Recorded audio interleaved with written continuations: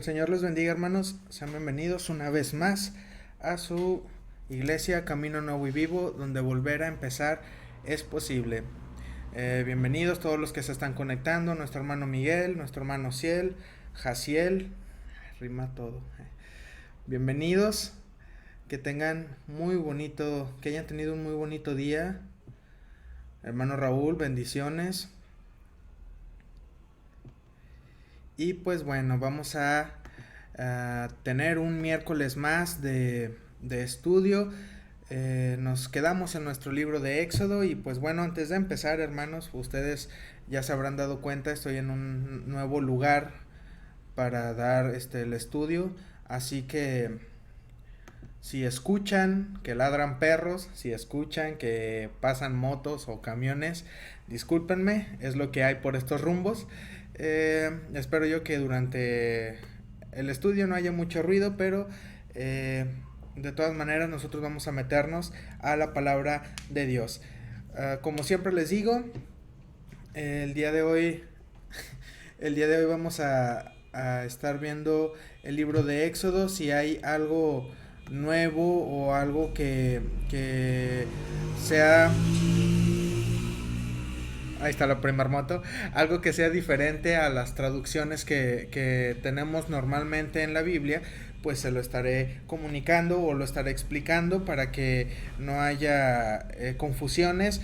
El día de hoy también voy a usar la otra versión de Biblia que he estado usando estos últimos estudios para profundizar un poquito más en cuanto a la instrumentación que hay en el templo. Y si ustedes tienen alguna pregunta, si ustedes tienen algún comentario, hermano, con toda confianza puede ponerlo con toda confianza puede ponerlo en los comentarios y lo estaremos leyendo. Si es alguna pregunta, trataré de responderla. En caso de que no pueda responderla en este estudio, durante la semana estaré investigando para el siguiente estudio dar respuesta.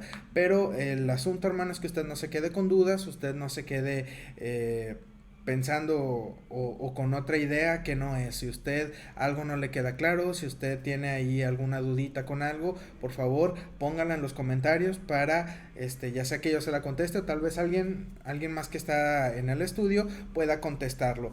Pero vamos a hacer que estos estudios todos puedan participar, todos puedan estar interactuando, ¿verdad? Que no sea solamente de mi parte. Así que bueno, vamos a iniciar. Voy a hacer una oración. Creo que aquí andan vendiendo, no sé. Así que no le pongan mucha atención. A mí me distrae, pero me enfocaré lo más que pueda en no distraerme. Así que bueno, vamos a hacer una oración y empezamos con nuestro estudio. Señor, te damos gracias porque tú has sido bueno, porque tú has sido misericordioso con nosotros y porque tú has sido fiel, porque tú has sido proveedor, Señor, porque has sido sustentador con tu pueblo. Gracias porque hasta este día nada nos ha faltado, Señor, y tú has cuidado de cada uno de nosotros y de nuestras familias, Señor.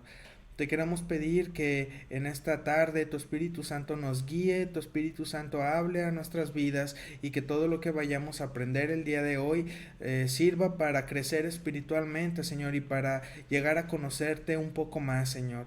Te pedimos que tú nos transformes día con día, que tú nos renueves y nos lleves a tener la estatura del varón perfecto, Señor, a ser hombres y mujeres conforme a tu corazón. Todo esto te lo pedimos en el nombre de Cristo Jesús. Amén.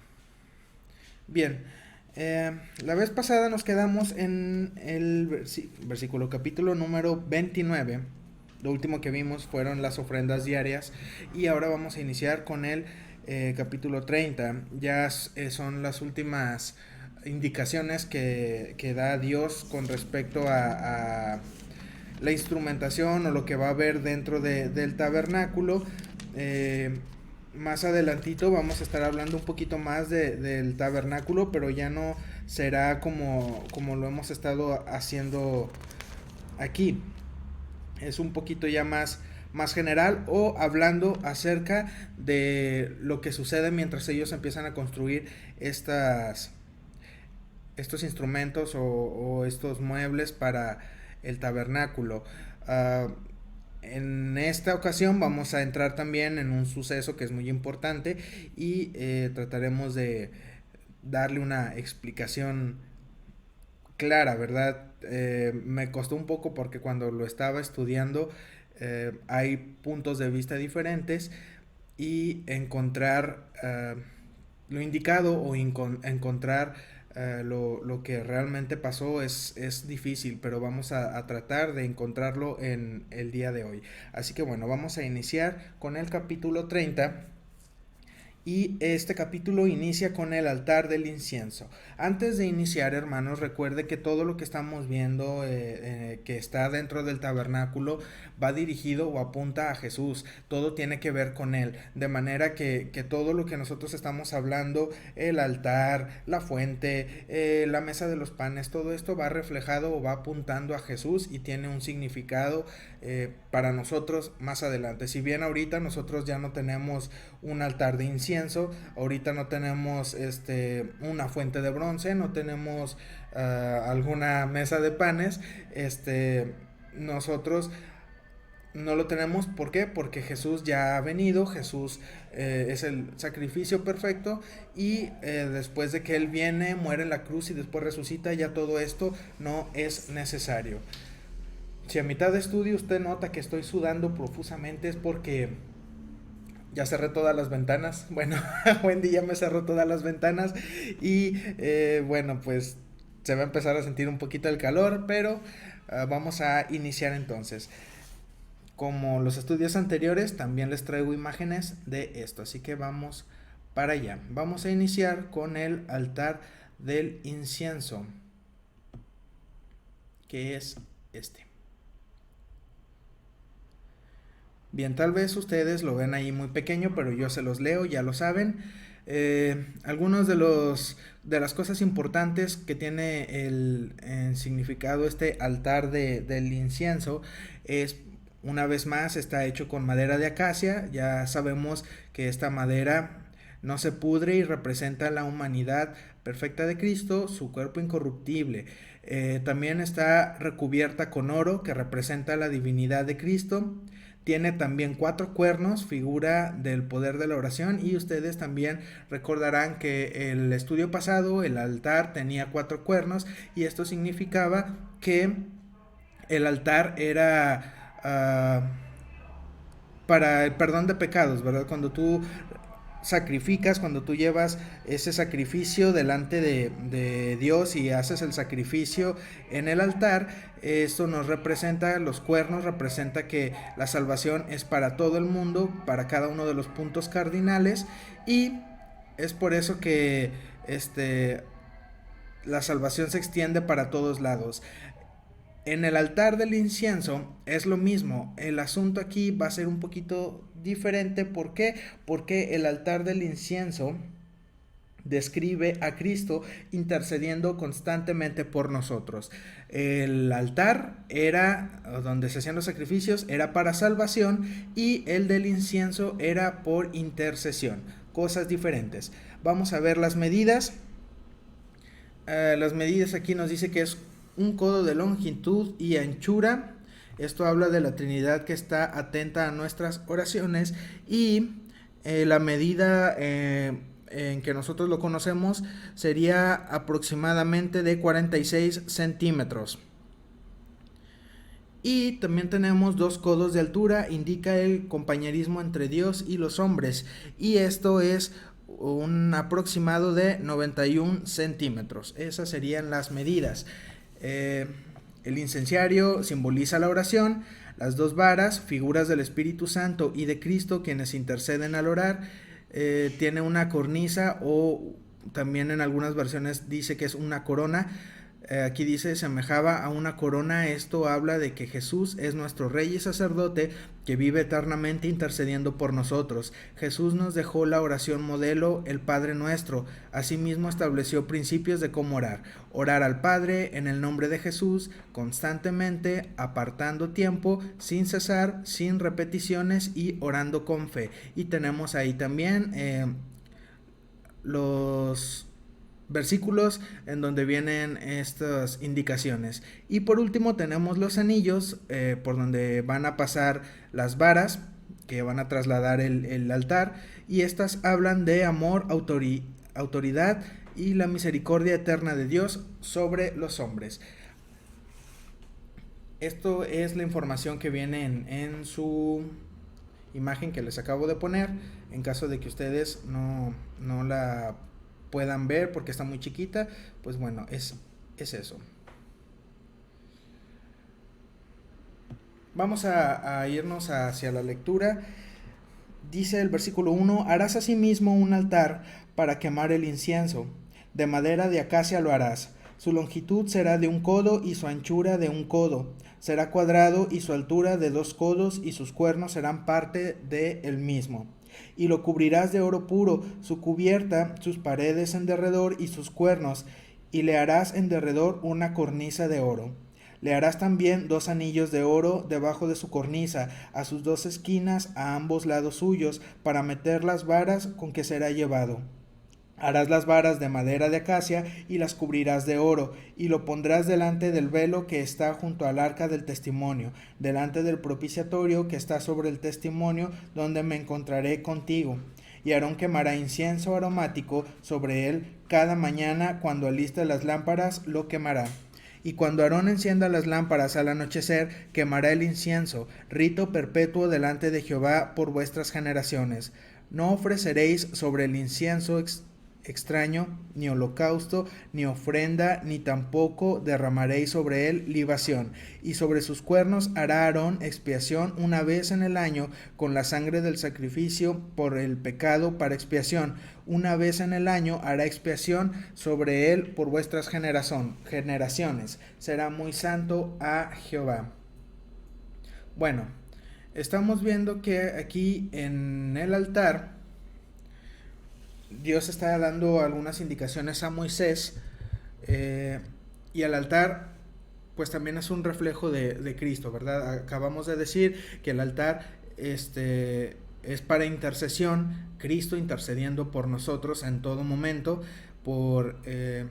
a favor de sus hijos, a favor del pueblo de Dios. Y todo esto es también gracias a el sacrificio que hace Jesús en la cruz, ¿verdad? El lugar en donde lo pide, donde Dios pide que sea colocado este altar, aquí está, es después del velo que divide el lugar santo del lugar santísimo. Entonces este altar quedaría en el lugar santo junto con el candelabro y la mesa de los panes. Jesús intercediendo, si usted se puede apreciar en la imagen que le puse, el velo es lo que nos separa, o lo que nos separaba más bien, de la presencia de Dios que está en el lugar santísimo, representada en el arca del pacto. Y entonces vemos que lo que está inmediatamente después de este velo que separa este lugar es este altar de incienso, y es Jesús intercediendo por cada uno de nosotros. Después de que Jesús muere, este velo se divide, o este velo se rompe, y esto nos indica que ya tenemos acceso al Padre directamente, ¿verdad? ¿Esto quiere decir que Jesús ya no va a interceder por nosotros? No, de ninguna manera. Jesús sigue intercediendo por nosotros, pero ahora nosotros también podemos hablar directamente con Dios. Otra cosa a recalcar aquí es que Dios le está comentando, o bueno, le está dando la indicación a Moisés de que no ofrezcan sobre el incienso holocaustos, ni ofrendas, ni derramaréis sobre él ninguna libación. Y esto quiere decir que el sacrificio de Jesús es tan perfecto que no requiere de nada más. Así, tal cual lo hizo él, es justo lo que se necesita, y no es necesario agregarle ninguna otra cosa. Tal vez ustedes habrán escuchado de algunos predicadores que dicen que para alcanzar la salvación uno tiene que depositar tanto dinero, o tiene que empeñar sus cosas o las escrituras de su casa, o tal vez hacer un sinnúmero de cosas. En algunas otras religiones, pues ustedes saben, hay mandas a cumplir, tienes que hacer algunas especies de tratos algunas veces, y todo esto es para obtener el favor o para obtener la salvación. En el caso de nosotros, hermanos, esto no es necesario, porque Jesús, el sacrificio que Él hace en la cruz es suficiente, y nosotros no tenemos que agregar nada más. Y lamentablemente, hermano, si usted tuviera que agregar algo, gracias a Dios no hay que agregar nada, pero si tuviéramos que agregar, nada de lo que tenemos sería suficiente para obtener salvación. Y esto Dios lo sabe, y por eso con Jesús basta, con Jesús es suficiente. Nosotros no debemos de hacer nada más que depender del sacrificio que Jesús ha hecho en la cruz. Vamos a avanzar. El versículo 11. Habló también Jehová a Moisés diciendo: cuando tomes el número de los hijos de Israel, conforme a la cuenta de ellos, cada uno dará a Jehová el rescate de su persona, cuando los cuentes, para que no haya en ellos mortandad cuando los hayas contado. Esto dará todo aquel que sea contado, medio ciclo, conforme al ciclo del santuario. El ciclo es de 20 geras, la mitad de un ciclo será la ofrenda a Jehová. Todo lo que sea contado de 20 años arriba dará la ofrenda a Jehová. Ni el rico aumentará, ni el pobre disminuirá del medio ciclo, cuando dieren la ofrenda a Jehová para hacer expiación por vuestras personas. Y tomarás de los hijos de Israel el dinero de las expiaciones, y lo darás para el servicio del tabernáculo de reunión, y será por memorial a los hijos de Israel delante de Jehová para hacer expiación por vuestras personas.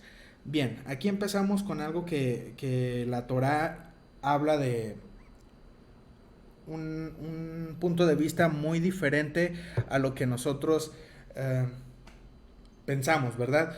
En la Torá se menciona que esto se hace porque, esto yo nada más lo había escuchado una vez en toda mi vida y nunca le hice caso, porque a mí me parecía una idea bastante extraña y hasta cierto punto absurda. Pero ahora que lo estamos viendo lo vi mencionado en la Torá, me pareció bastante extraño. Ellos mencionan que al momento de hacer este censo, ellos no debían de contarse para evitar un mal de ojo. Y entonces, para no contarse, si ustedes alguna vez han escuchado esto, para los que se dedican a ventas o algo, al menos a mí me sucedió. Al menos a mí me sucedió cuando era niño, que estaba en la primaria. Una vez me pusieron a vender en la cooperativa de la primaria, y yo estaba contando el dinero, y me acuerdo mucho de un amigo que me dijo: no lo cuentes porque es mal de ojo y entonces te va a faltar dinero después. Yo no sabía por qué tenía que ver esto, no lo entendía, hasta ahorita sigo sin entenderlo, pero en la Torá habla de esto precisamente. Entonces, ¿cómo iban a contarse para evitar este mal de ojo que es tan común entre la superstición? Ellos lo que hacían era que por medio de esta ofrenda que Dios les pedía, contaban cuánto era el total. Como todos tenían que pagar exactamente lo mismo, cuando tenías 20 años para arriba, todos tenían que pagar la misma cantidad.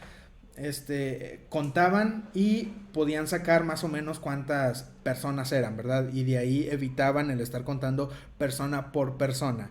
Esto es lo que nos dice la Torá, y tenemos que tomar en cuenta, hermanos, que es cultura judía. Así como usted o algunos mexicanos se les hace nada del otro mundo, tal vez lo hayan escuchado alguna vez, que pasa una ambulancia y te dicen: agárrate un botón para que nace un familiar, y nosotros lo hacemos. tal vez para ellos también esto está en su cultura, ¿verdad? Y de esta manera. Lejos de esto, o haciendo a un lado esto, tenemos otra explicación. Y esto no lo saqué de la Torá, esto ya lo saqué de otro libro. Y se los quiero leer para no equivocarme, no decirlo de manera diferente y así podamos entenderlo bien. Dice así: el dinero era un impuesto especial de empadronamiento en Israel, como un memorial o recuerdo de la provisión de la redención de Dios y de su obligación bajo los términos del pacto mosaico. Cristo murió en la cruz, Él se dio a sí mismo en precio del rescate por todos. Y continuamos, dice: todos daban lo mismo, fuere rico o pobre, lo que enseña la igualdad del hombre en relación a Dios y la obligación a la ley. Se debe dar cuenta que el dinero no redime el alma, ni siquiera la sangre de toros u otros animales podría hacerlo, sino la fe en la sangre del Redentor venidero, de lo cual la sangre de los sacrificios era un tipo. Era estrictamente para un memorial, incluso como lo proclama el siguiente versículo. A propósito, este ciclo era de plata, así que la plata es un tipo de la redención. Así que como estamos leyéndolo, hermanos, esto es solamente un memorial, como un simbolismo. No pasaba nada si ellos se contaban, aunque vamos a ver cuando avancemos en el estudio de la Biblia, nos vamos a dar cuenta más adelante, algunos de ustedes ya lo sabrán, cuando David cuenta al pueblo, se mete en un problema muy grande por haberlo hecho. Es algo muy difícil de explicar y me llevaría mucho tiempo, así que esto lo vamos a dejar para cuando lleguemos hacia esa parte. Pero la idea o lo que debe de quedar claro en este pasaje que estamos leyendo ahorita es que el dinero del rescate es una ofrenda especial, un memorial de representativo de lo que Jesús hace por nosotros, ¿verdad? De el rescate, del precio que Jesús paga por nosotros. Entonces, vamos a continuar con el siguiente versículo, y es el siguiente instrumento o el siguiente mueble que también está en el tabernáculo, y es la fuente de bronce. La fuente de bronce, aquí la tienen, también les voy a leer. La medida no nos habla de una medida en especial, pero aquí viene un comentario acerca de la medida. Dios no dijo la medida, es decir que Moisés dio la dimensión. Esto nos habla de que la medida es personal, y ahorita van a ver el porqué de esto. Tiene un significado bastante interesante la fuente de bronce. Figuras. Esta fuente pues contiene agua, y la figura del agua es la palabra de Dios, y la fuente es la obra del Espíritu Santo. Figura del bautismo con agua. El material de construcción es bronce. Esto representa que la palabra de Dios revela quién eres. También nos recuerda el sufrimiento de Cristo, quien murió por nosotros. Y algunas enseñanzas fundamentales que podemos sacar de la fuente de bronce es la figura del bautismo con agua, examinarse a sí mismo para servir a Dios y ministrar en su templo, examinarse a sí mismo antes de tomar la cena del Señor, limpieza constante. Debemos vivir una vida orientada a la santidad, y representa en figura la obra del Espíritu Santo. Ahorita no lo entendemos muy bien porque no hemos entrado a esos versículos, pero ya vamos para allá. Ahorita se los explico bien. Versículo 17. Habló más Jehová a Moisés diciendo: harás también una fuente de bronce con su base de bronce para lavar, y la colocarás entre el tabernáculo de reunión y el altar, y pondrás en ella agua, y de ella se lavarán Aarón y sus hijos las manos y los pies. Cuando entren en el tabernáculo de reunión se lavarán con agua, para que no mueran, y cuando se acerquen al altar para ministrar para quemar la ofrenda encendida para Jehová. Se lavarán las manos y los pies para que no mueran, y lo tendrán por estatuto perpetuo él y su descendencia por sus generaciones. ¿Qué quiere decir entonces la fuente de bronce? Si ustedes pueden ver voy a regresarme a ver si aquí lo tengo. Ok, creo que esa imagen ya no la tengo, la tenía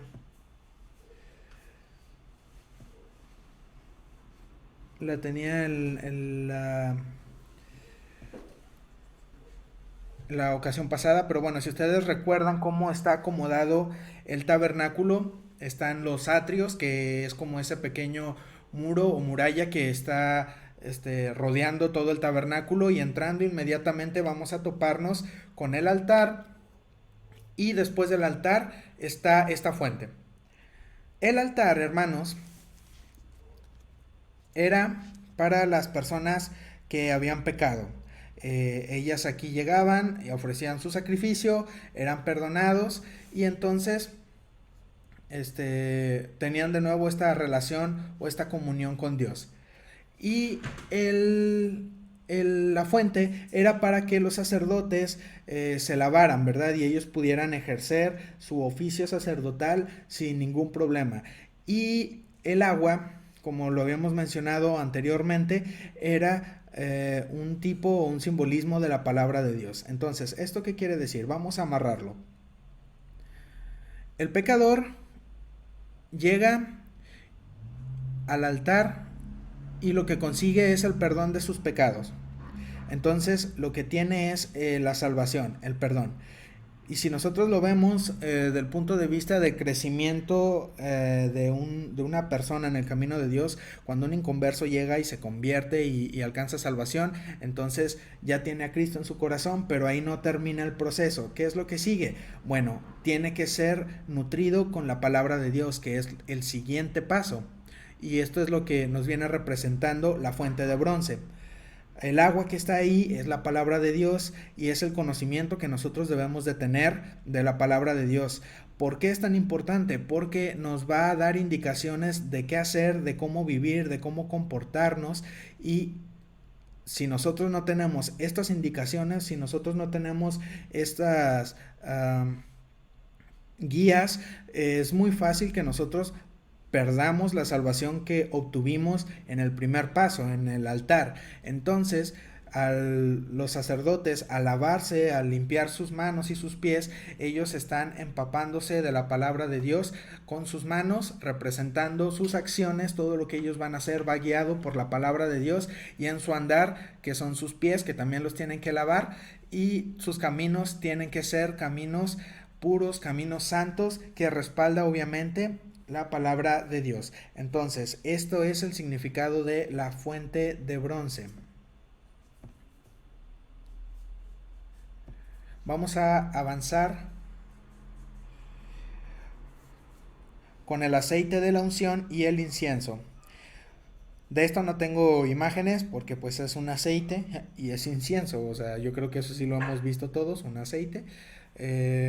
No es con los mismos ingredientes que usamos aquí, es un aceite muy especial, y el incienso también es muy especial. Y ahorita vamos a ver qué tan especial es para Dios esto. Versículo 22. Habló más Jehová a Moisés diciendo: tomarás especias finas de mirra excelente 500 siclos, y de canela aromática la mitad, esto es 250 ciclos, de cálamo aromático 250, de casia 500, según el ciclo del santuario, y de aceite de olivas 1 hin. Y harás de ello el aceite de la santa unción, superior ungüento, según el arte del perfumador, será el aceite de la unción santa. Con él ungirás el tabernáculo de reunión, el arca del testimonio, la mesa con todos sus utensilios, el candelero con todos sus utensilios, el altar del incienso, el altar del holocausto con todos sus utensilios, y la fuente y su base. Así los consagrarás y serán cosas santísimas. Todo lo que tocare en ellos será santificado. Ungirás también a Aarón y a sus hijos, y los consagrarás para que sean mis sacerdotes. Y hablarás a los hijos de Israel diciendo, este será mi aceite de la santa unción por vuestras generaciones. Sobre carne de hombre no será derramado, ni haréis otro semejante conforme a su composición. Santo es y por santo lo tendréis vosotros. Cualquiera que compusiere ungüento semejante y que pusiere de él sobre extraño será cortado de entre su pueblo. Vamos a dejarlo aquí un momento. Estos ingredientes que está usando Dios para hacer su aceite son o tienen todos algo en común, que para poderlos usar tienes que machacarlos, tienes que extraer la sustancia, lo que vas a usar, y esto también es un reflejo o apunta hacia el sufrimiento de Jesús en la cruz. Si ustedes están poniendo atención y están uniendo todas las cosas que estamos hablando, el aceite tipifica a Cristo, quien fue herido por nosotros y de cuyas llagas fluyó un olor grato a Dios. Es por eso que todo esto tiene esto en común, ¿verdad? Que para sacar este aceite especial con los ingredientes usted tiene que machacar o pulverizar algunas cosas. Todas las primeras cosas que nos menciona, la mirra, la canela, todo esto sale de algunas raíces, de algunos árboles, de algunas plantas y tienes que hacer algunas heridas en estas plantas para poderlo extraer. Y pues el aceite de oliva, pues sí tienes que machacarlo, ¿verdad? Para poderlo hacer. Todo esto es muy especial, de manera que si tú tratas de usarlo, si tú usas estos mismos ingredientes para tener un aceite y tú dices, bueno, con este aceite voy a ungir yo también y todo, quiero, hermano, que usted tome en cuenta que esta unción, para lo que está hecho este aceite, es para que lo que usted vaya a ungir con él es apartado especialmente para Dios. O sea, si usted se le ocurre ungir un vaso con este aceite, este vaso es para Dios y no lo puede volver a usar nunca más, porque es unción separado para Dios. Aquí Leslie tiene un comentario. Dice, ese aceite especial se llama Ketoret. Es un aceite que enciende el sacerdote todos los días en la mañana y a las 3 de la tarde. Aún hoy, aunque no hay templo, el pueblo de Israel hace la oración del Ketoret. Narran los ingredientes, mencionan algunos atributos de Dios. Mientras lo hacen, encienden incenciarios en sus casas. La oración es poderosa, representa a Jesús y su sacrificio con cada uno de sus ingredientes. Bien.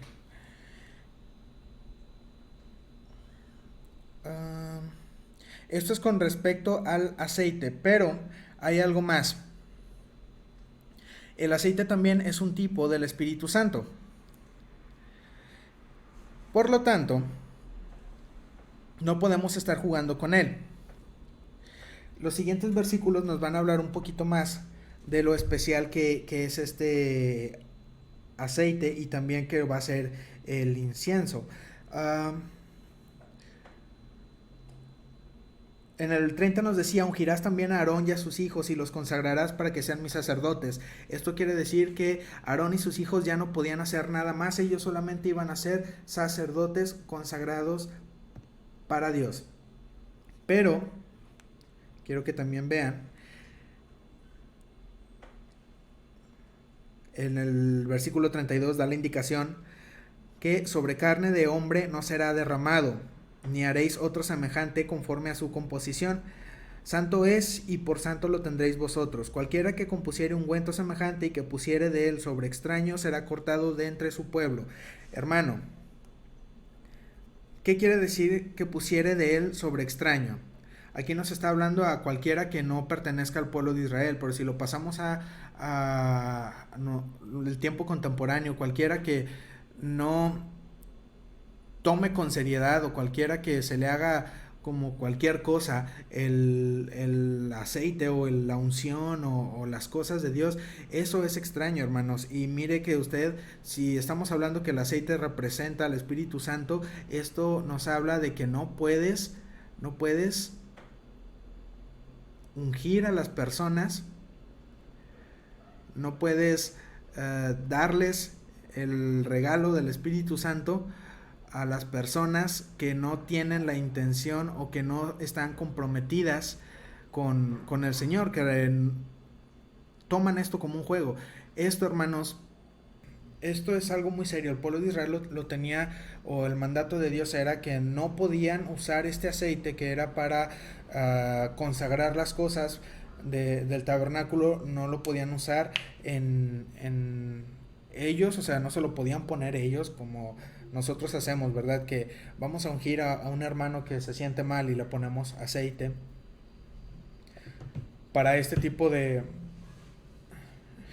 para este tipo de situaciones era otro tipo de aceite, no es el mismo. No crean que hay un aceite y que ese aceite se usa para todo. Son diferentes aceites con diferentes ingredientes y cada uno es para cosas diferentes, también dependiendo del ingrediente, porque cada ingrediente tipifica o tiene o representa algo en específico. Entonces no pueden estar usando el mismo aceite para hacer absolutamente todo. Y en este caso era un aceite muy especial para consagrar los instrumentos que estaban en el tabernáculo. Por lo tanto no se lo podían poner ellos, ni tampoco podían ungir a otra persona que no fuera de los sacerdotes que llamó Dios.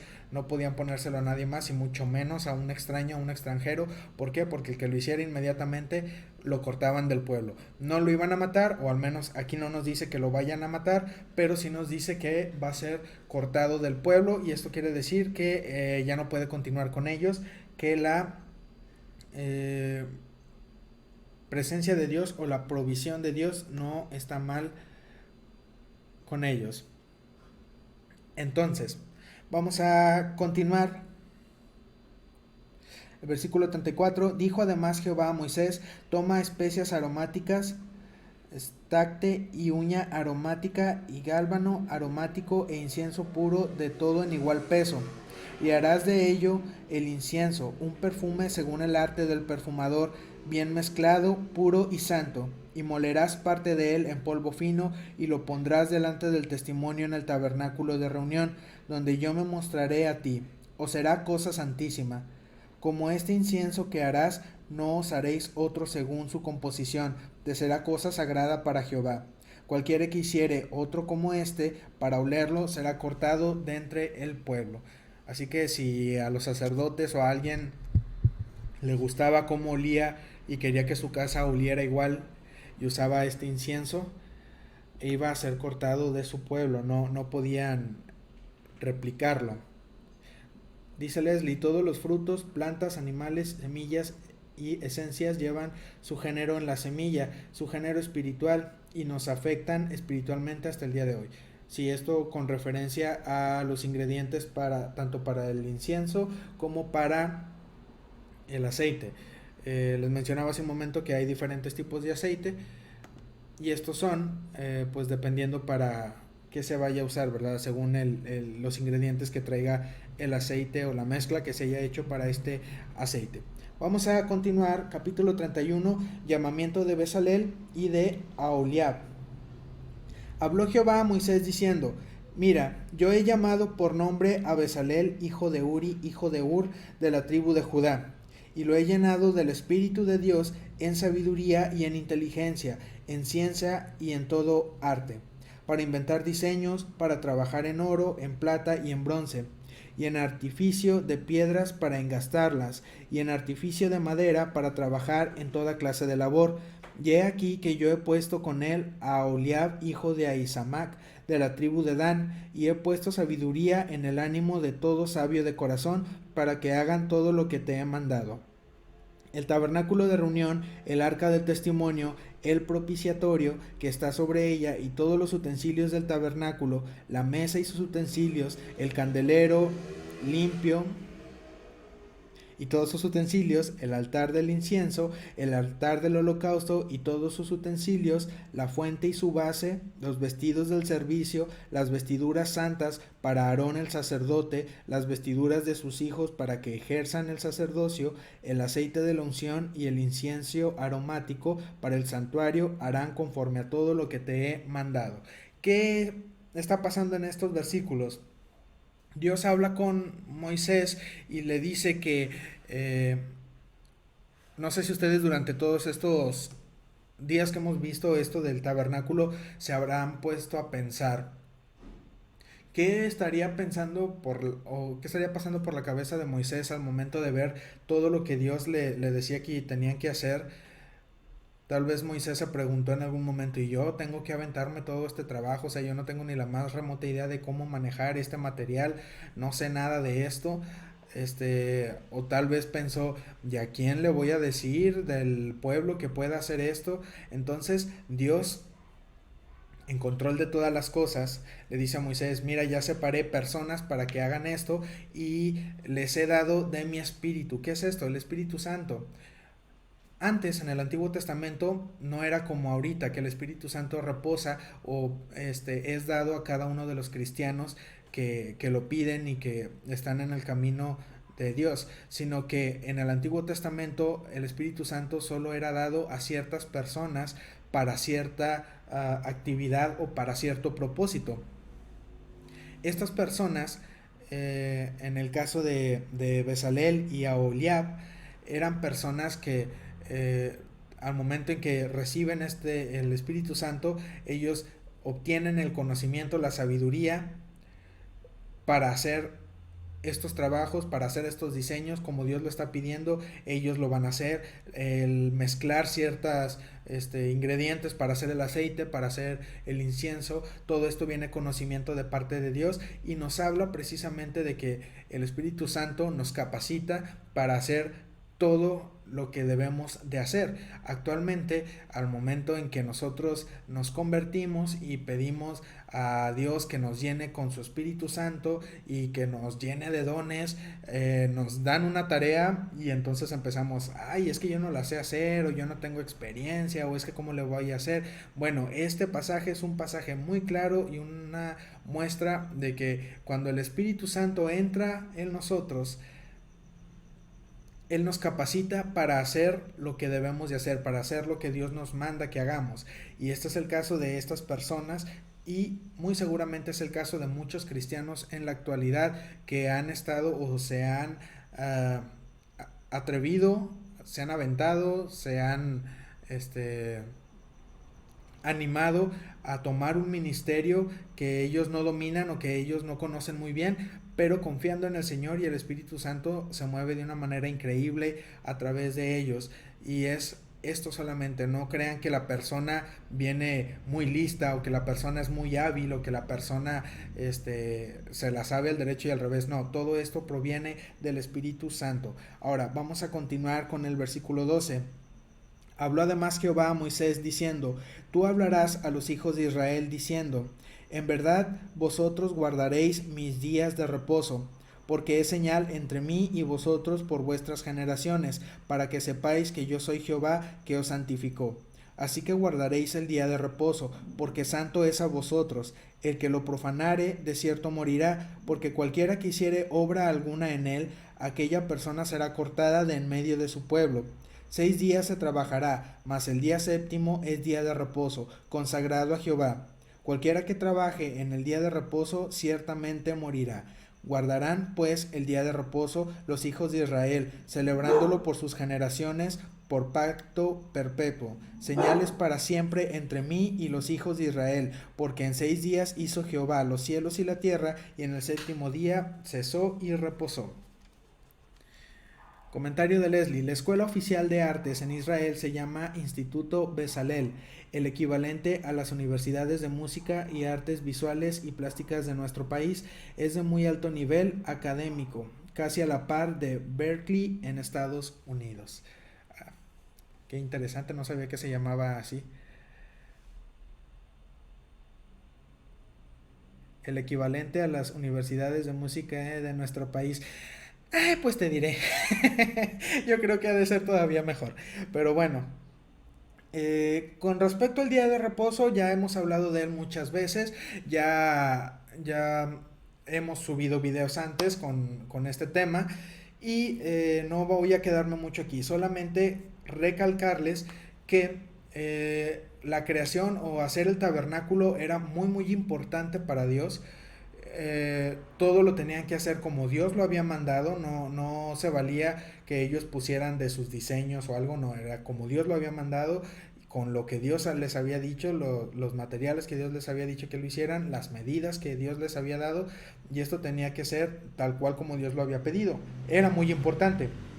Sin embargo, no era tan importante como para dejar a un lado el día de reposo. ¿Qué quiere decir esto? Que aún y mientras ellos se estaban enfocando en hacer el, el tabernáculo, ellos tenían que tomar el día de reposo. Si todavía no acababan su tarea y llegaba el día de reposo, bueno, la dejaban en pausa, tomaban o celebraban el día de reposo y después continuaban con su trabajo. Entonces, esto es para que lo tomemos en cuenta. A Dios le interesaba su tabernáculo, sí, pero si nosotros recordamos el significado del día de reposo, Dios pone aún como prioridad el día de reposo. Si usted no se acuerda de eso, no me voy a detener ahorita a explicarlo, ya lo hemos hecho antes. Busque en la página de Facebook de la iglesia, hay videos, discúlpenme, con referencia al día de reposo. Si no, también los puede buscar en YouTube, en la página de YouTube de Proyecto Biblia. Ahí también hay videos muy fáciles, muy entretenidos y muy claros del día de reposo. Vamos al capítulo 32. Aquí es donde vamos a tener unos cuantos problemas, pero vamos a tratar de dejarlo claro. Versículo 18 del capítulo 31 para entrar al 32 dice: y dio a Moisés, cuando acabó de hablar con él en el monte de Sinaí, 2 tablas del testimonio. Estas tablas eran las que iban a estar dentro del arca del pacto, tablas de piedra escritas con el dedo de Dios. Capítulo 32. Viendo el pueblo que Moisés tardaba en descender del monte, se acercaron entonces a Aarón y le dijeron: levántate, haznos dioses que vayan delante de nosotros, porque a este Moisés, el varón que nos sacó de la tierra de Egipto, no sabemos qué le haya acontecido. Y Aarón les dijo: apartad los arcillos de oro que están en las orejas de vuestras mujeres, de vuestros hijos y de vuestras hijas, y traédmelos. Entonces todo el pueblo apartó los arcillos de oro que tenían en sus orejas y los trajeron a Aarón. Y él los tomó de las manos de ellos y les dio forma con buril, e hizo de ello un becerro de fundición. Entonces dijeron: Israel, estos son tus dioses, que te sacaron de la tierra de Egipto. Y viendo esto Aarón edificó un altar delante del becerro, y pregonó Aarón y dijo: mañana será fiesta para Jehová. Y al día siguiente madrugaron y ofrecieron holocaustos y presentaron ofrendas de paz, y se sentó el pueblo a comer y a beber, y se levantó a regocijarse. Vamos a detenernos aquí un momento. Tenemos que irnos despacito aquí porque son bastantes cosas las que están ocurriendo aquí. Después de que Dios le da todas estas indicaciones a Moisés y le da también las tablas con los mandamientos, ocurre que recuerden que esto no es, o no ocurrió en un día, no ocurrió en dos. Moisés lleva arriba en el monte Sinaí 40 días con sus 40 noches.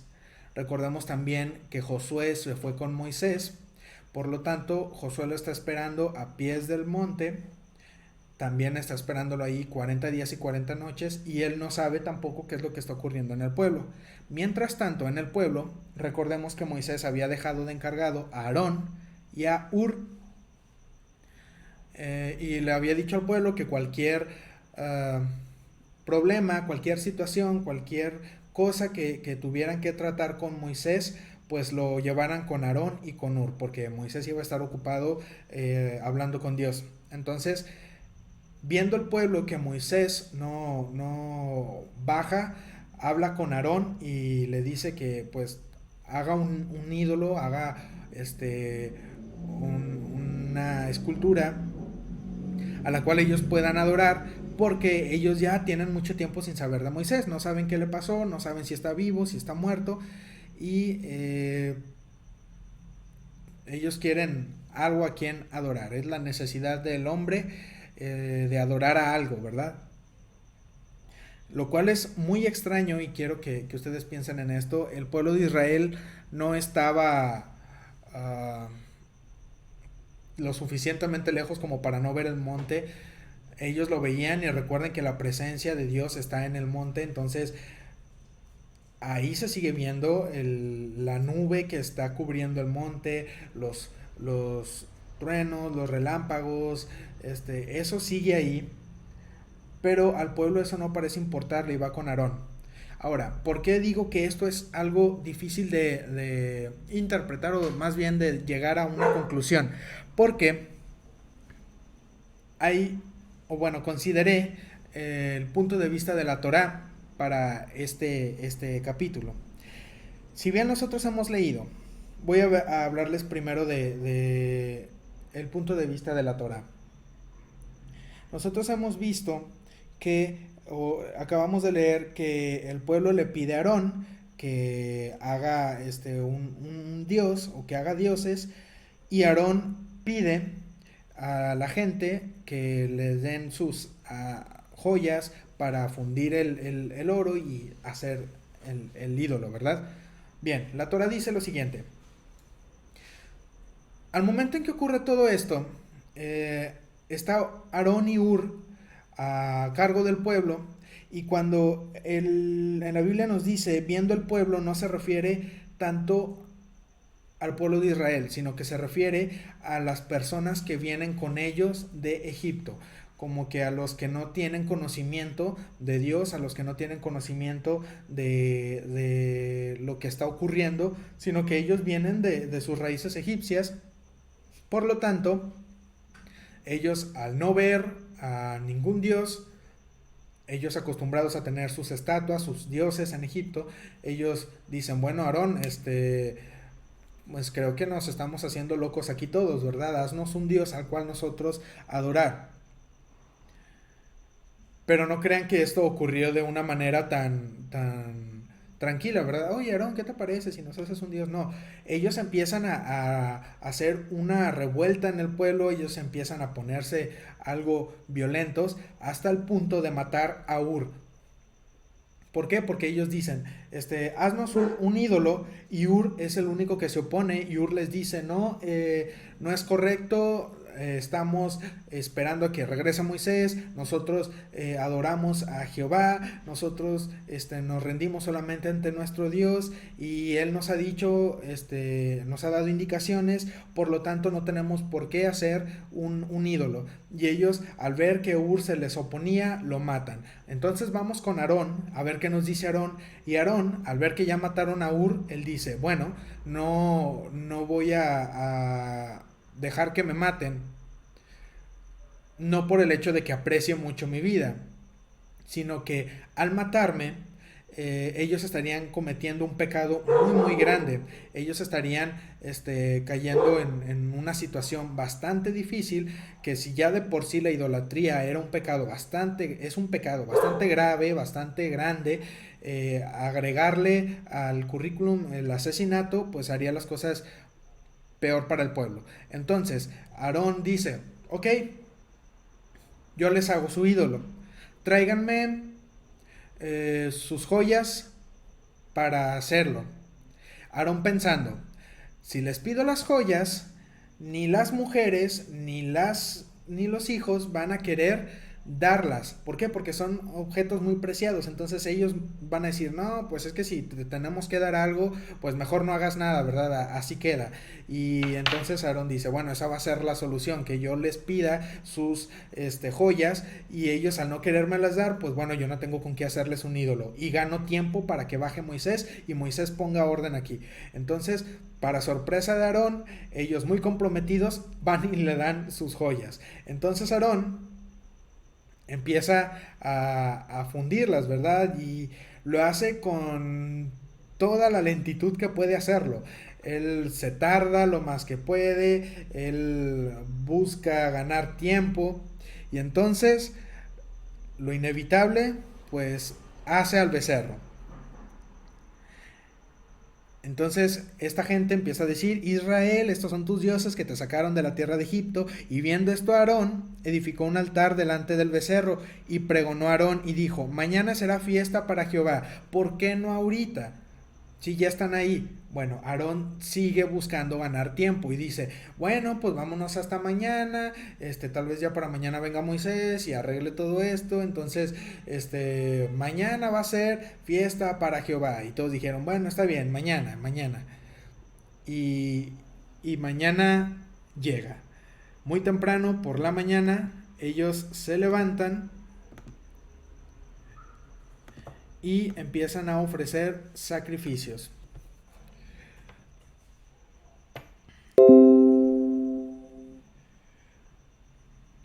Dice en el versículo 6, y al día siguiente madrugaron y ofrecieron holocaustos y presentaron ofrendas de paz y se sentó el pueblo a comer y a beber y se levantó a regocijarse.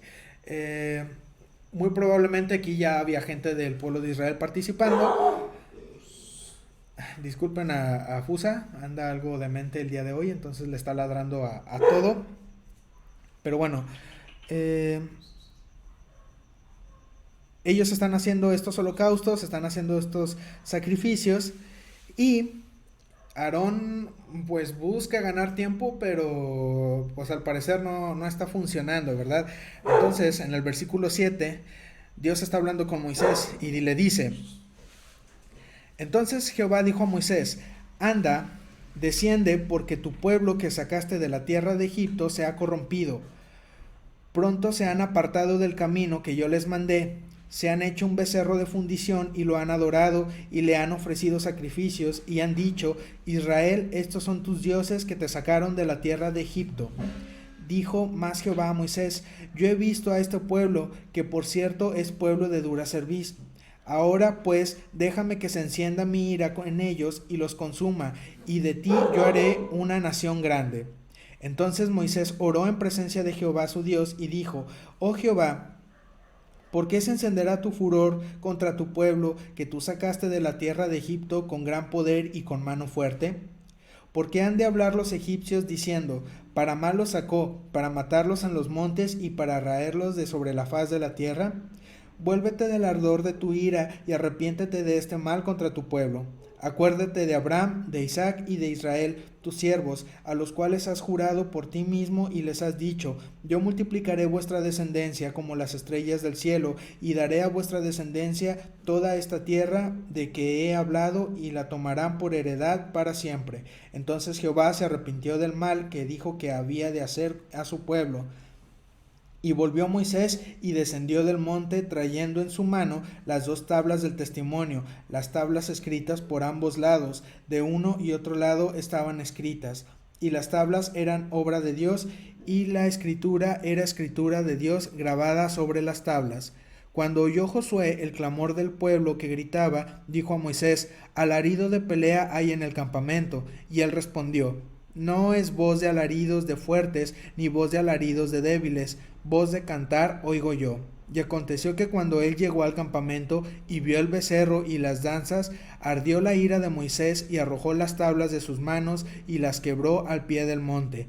Y tomó el becerro que habían hecho y lo quemó en el fuego y lo molió hasta reducirlo a polvo que esparció sobre las aguas y lo dio a beber a los hijos de Israel.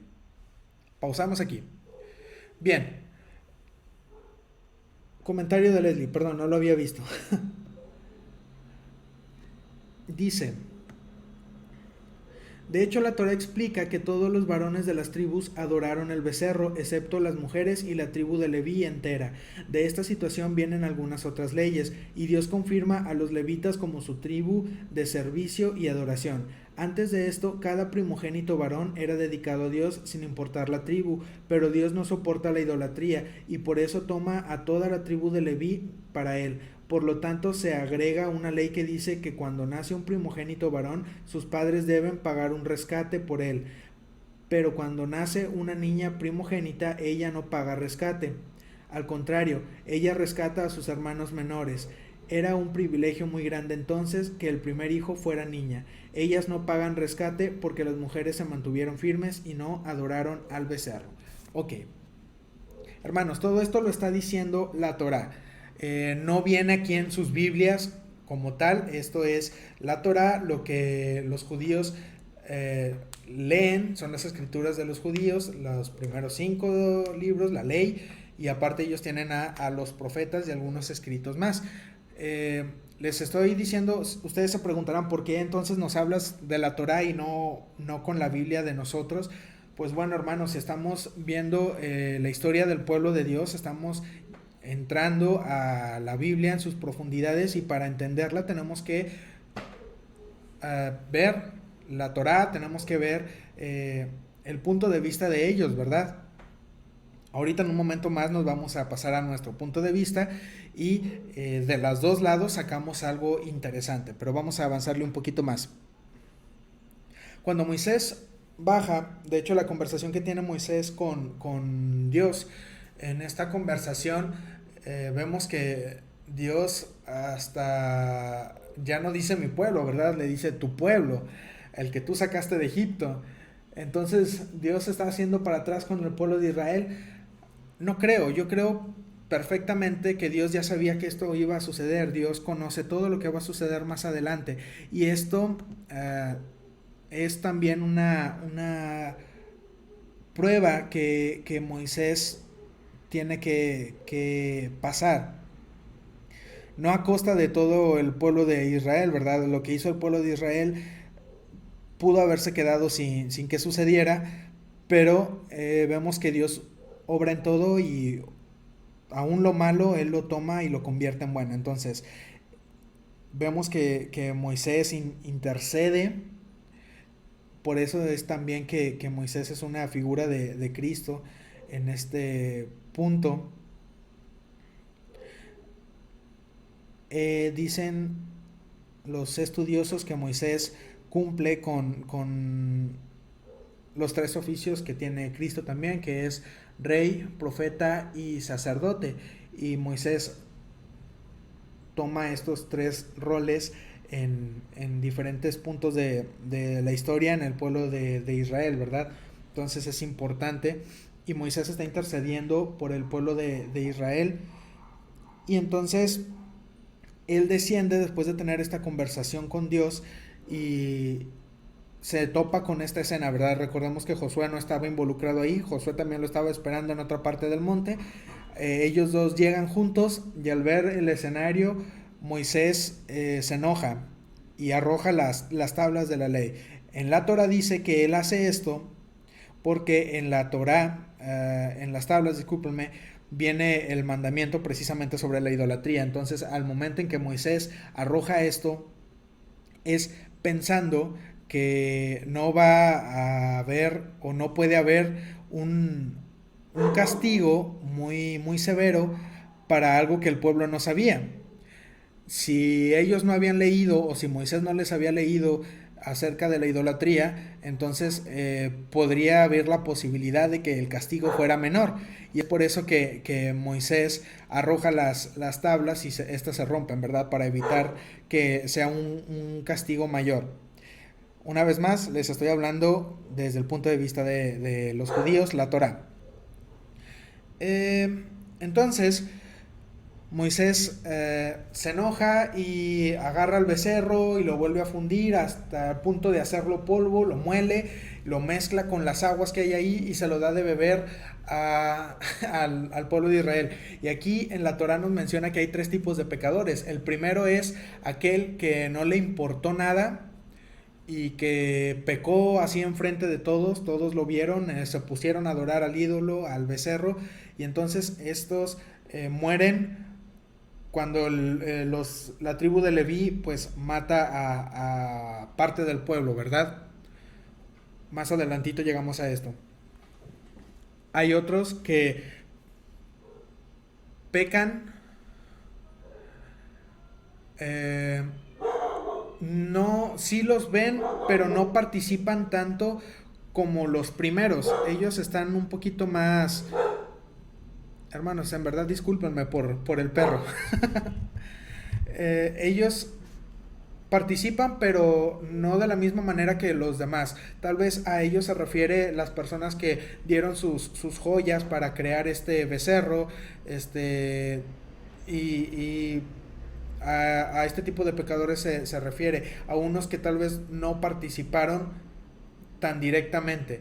Y a ellos el castigo es más adelante. Dios hiere al pueblo de Israel y mueren estos tipos de pecadores. Y los terceros son aquellos que participan, pero sin que haya testigos, sin que la demás gente se dé cuenta.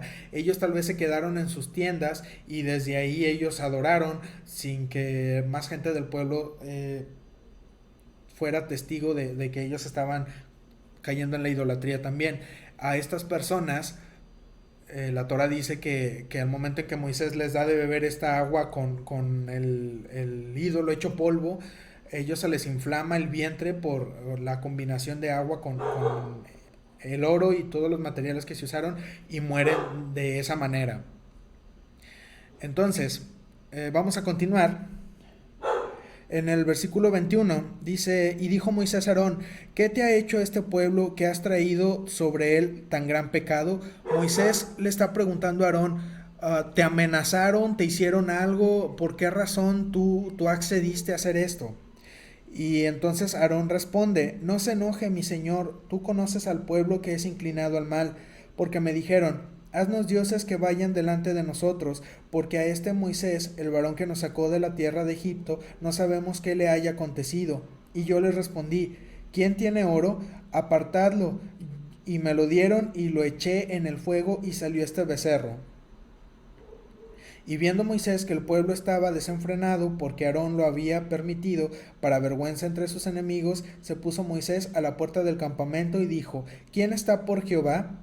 Júntese conmigo. Y se juntaron con él todos los hijos de Leví.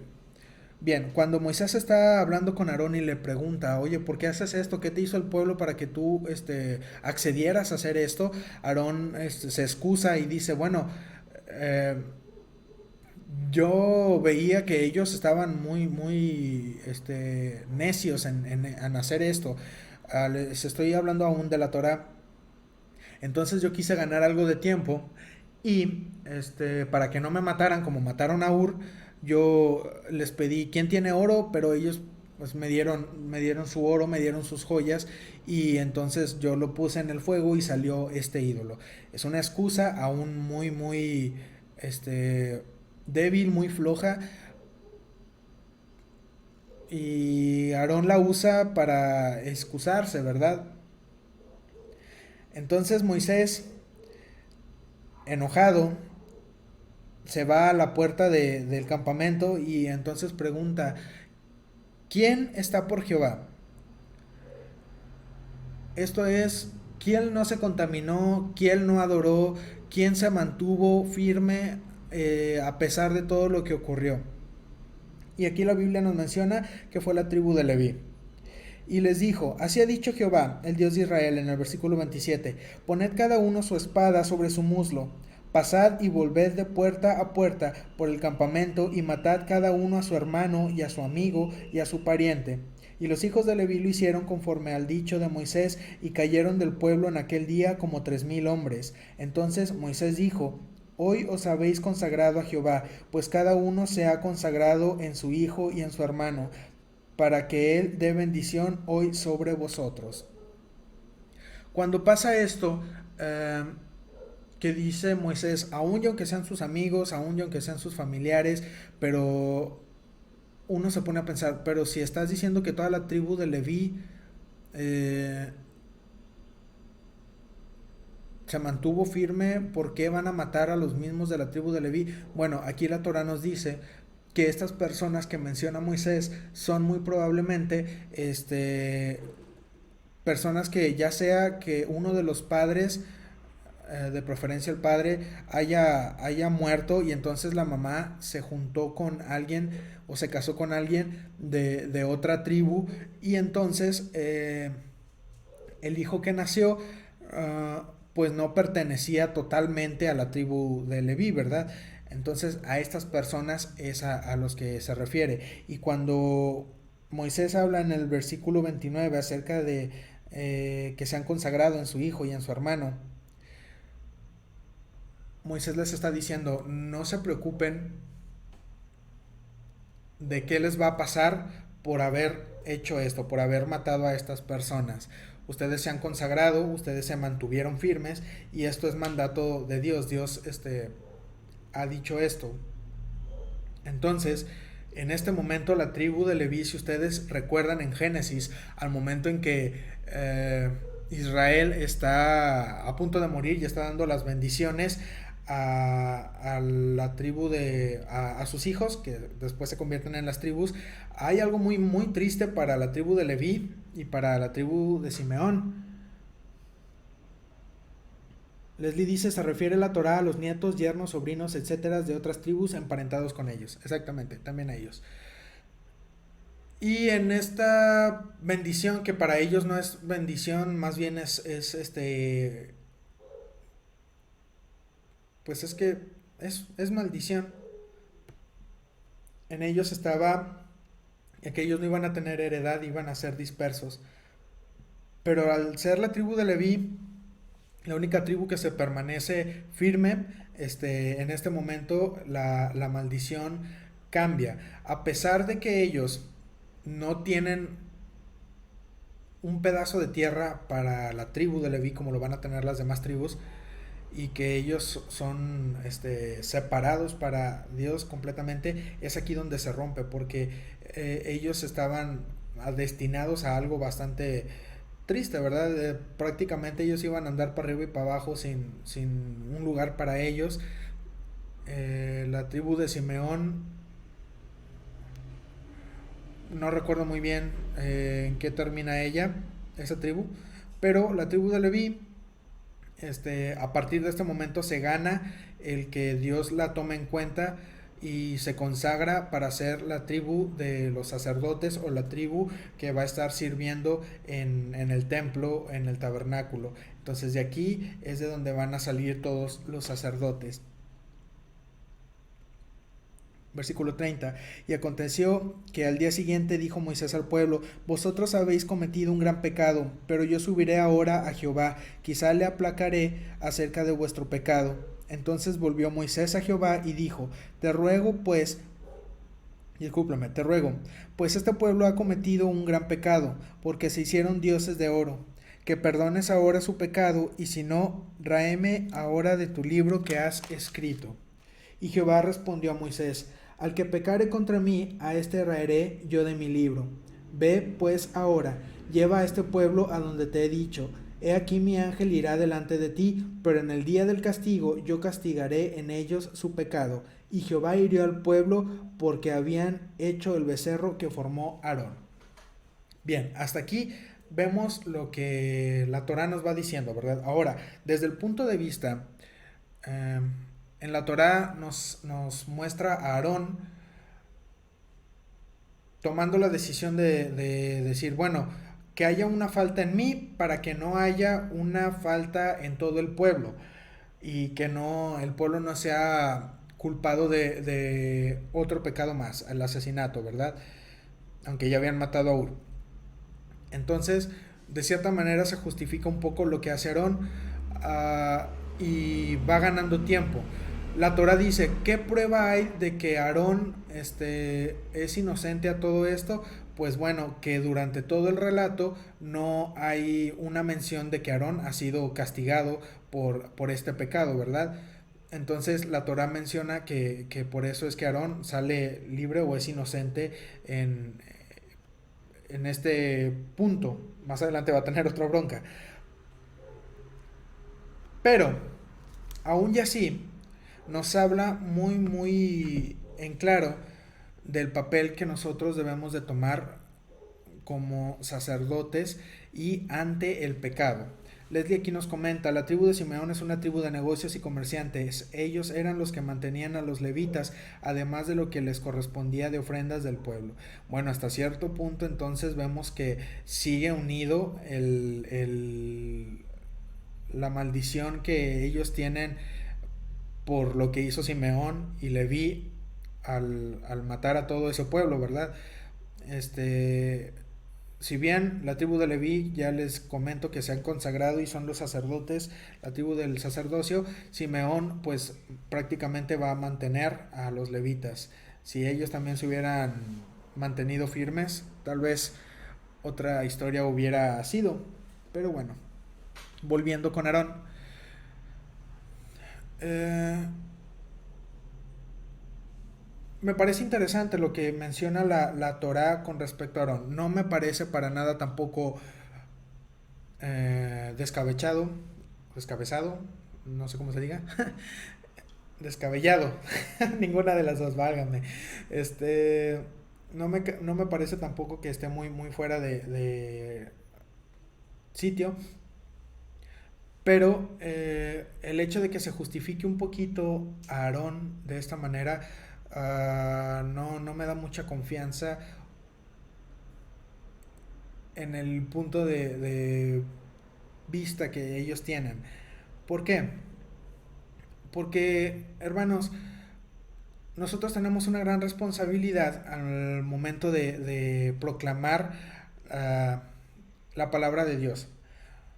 Usted y yo, si bien no pertenecemos a la tribu de Leví, ni siquiera somos judíos, eh, somos también sacerdotes, somos también ministros de la palabra de Dios. Y muchas veces nos vemos en esta situación, ¿verdad? Sobre todo ante nuestros familiares y amigos que vienen y nos dicen, ay, ándale, ¿qué te cuesta? O esto, o tal vez en el trabajo para no quedar mal con el jefe y no hacernos de problemas, accedemos a algunas cosas como lo hace Aarón y vemos que esto trae repercusiones bastante grandes. Nuestra labor es mantenernos firmes. Aunque la Biblia no nos menciona a Ur, esto yo lo tomaré de la Torá. En la Torá sí nos lo menciona en este capítulo, y que Ur sí se pone al tú por tú con ellos, ¿verdad? Les dice, no, es que entiendan, ustedes no tienen por qué hacer esto. Ya nos han dado indicaciones de esto y esto y esto, y tenemos que esperar a Moisés. Entonces vemos que el único que pelea para mantener las cosas en orden ahí es Ur. Y ese es nuestro papel. A pesar de que en la Torá se menciona que Ur muere por esta causa, hermanos, usted y yo tenemos que defender la palabra de Dios aunque nos cueste la vida, porque es lo que vale la pena, porque es lo único por la que vale la pena pelear. Ur toma la decisión correcta y defiende lo que le ha pedido Moisés, mantener el orden, seguir siempre la voluntad de Dios, pero Aarón entonces y afloja un poquito más y dice, bueno, voy a ganar un poco de tiempo para que Moisés venga y arregle toda esta situación. El encargado ahí era Aarón, entonces Aarón también tuvo que ponerse en el mismo papel de Ur. No era difícil para Dios, o no es difícil para Dios arreglar esta situación. Tal vez si Aarón y Ur se hubieran puesto en esa situación, ok, los dos pudieron haber muerto, pero Dios también los podría revivir o resucitar. Eso en lo más extremo de los casos.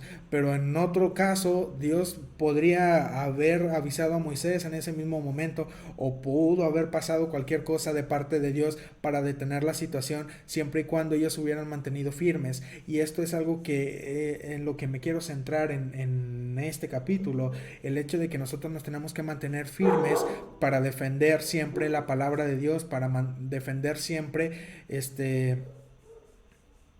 nuestra creencia, nuestra fe en Dios, y no que seamos afectados, sino que seamos movidos tan fácilmente por la presión de las personas, que es algo muy común actualmente. Entonces, desde el punto de vista ahora de nuestra Biblia, ya para terminar, vemos si lo vemos sin toda esta información que nos ha dado la Torah, vemos que Aarón participa totalmente en esto, ¿verdad? Aarón está de acuerdo, Aarón dice, ok, sí, tráiganme las cosas y vamos a hacerlas al becerro.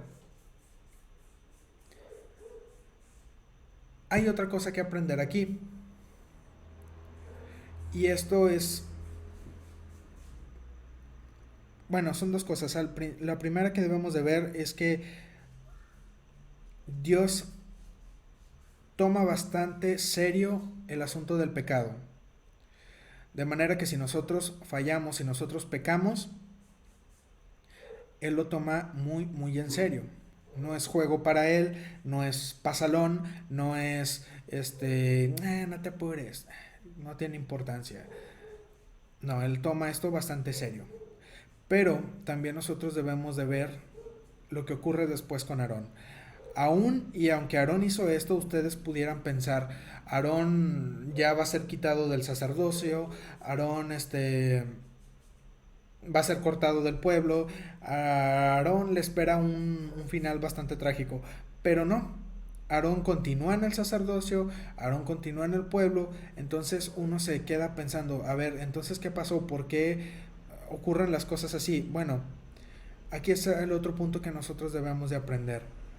Dios perdona, Dios es misericordioso y muy grande para perdonar. Aún nuestros pecados más grandes Él los perdona, Él nos limpia y es borrón y cuenta nueva. Pero yo creo que Aarón aprende algo muy importante de lo que ocurre aquí. Más adelante Aarón no vuelve a cometer el mismo error. Más adelante Aarón no participa más de esto a pesar de que el pueblo de Israel sigue de necio. Y si Aarón y Moisés no entran a la tierra prometida, no es por esta situación. Es de hecho por algo que va a suceder más adelante. Pero vemos que Dios perdona, Dios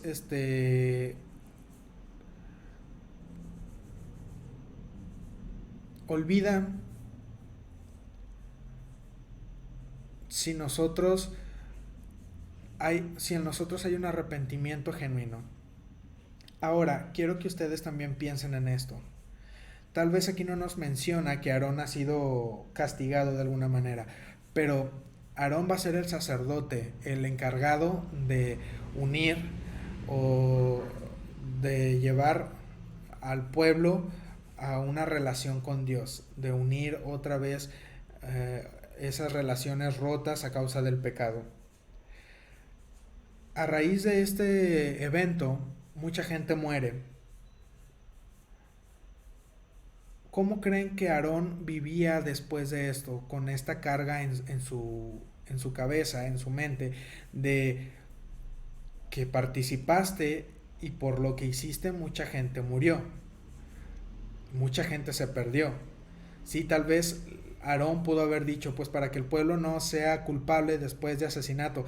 Pues sí, pero al final de cuentas hubo idolatría y se fueron sin que hubiera otra oportunidad. O sea, el daño estaba hecho de todas maneras. Lo pudo haber parado desde el principio. Entonces, eso también pienso que pudiera haber sido un castigo bastante grande, bastante difícil de llevar para Aarón. El hecho de ver que tal vez familias quedaron incompletas. El hecho de ver de que parte de su pueblo, pueblo que él cuidó y se preocupó por defender en Egipto, porque el pueblo lo tenía en muy alta estima a Aarón.